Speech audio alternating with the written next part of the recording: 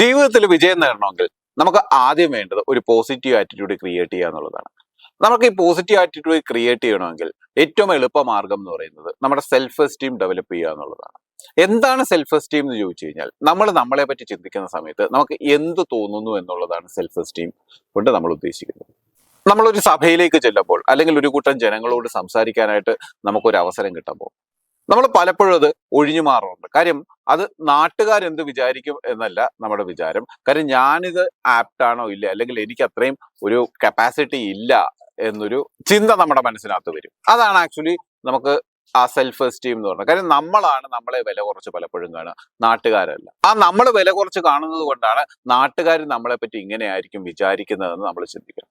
അപ്പൊ അതുകൊണ്ട് തന്നെ സക്സസിന്റെ ആദ്യത്തെ പടി എന്ന് പറയുന്നത് നമ്മളൊരു സെൽഫ് എസ്റ്റീം കൊണ്ടുവരുന്ന, അല്ലെങ്കിൽ നമുക്ക് നമ്മളിൽ തന്നെ ഒരു വിശ്വാസം കൊണ്ടുവരിക എന്നുള്ളതാണ് ആദ്യത്തെ പടി എന്ന് പറയുന്നത്.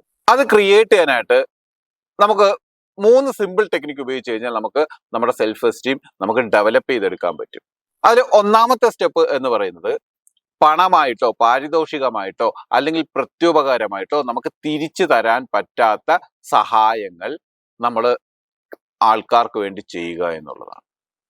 2 എന്ന് പറയുന്നത് നിങ്ങളെ ആരും ശ്രദ്ധിക്കാതിരിക്കുമ്പോൾ, അല്ലെങ്കിൽ നിങ്ങൾ ഒറ്റയ്ക്കുള്ള സമയത്ത് നിങ്ങൾ എന്താണോ ചിന്തിക്കുന്നത്, എന്താണോ പ്രവർത്തിക്കുന്നത് എന്ന് നിങ്ങളൊന്ന് അനലൈസ് ചെയ്യുക. അതിനുശേഷം ഏറ്റവും നല്ല പ്രവർത്തികൾ നിങ്ങൾ തന്നെ ചെയ്യാൻ ശ്രമിച്ചു കഴിഞ്ഞാൽ നിങ്ങളുടെ സെൽഫ് എസ്റ്റീം കൂടും.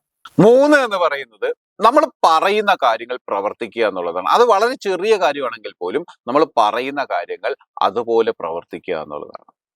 ഈ 3 കാര്യം ചെയ്യുമ്പോൾ നമുക്ക് തന്നെ നമ്മളോടൊരു ബഹുമാനവും നമുക്കൊരു വാല്യൂവും നമുക്ക് ഫീൽ ചെയ്യാൻ തുടങ്ങും.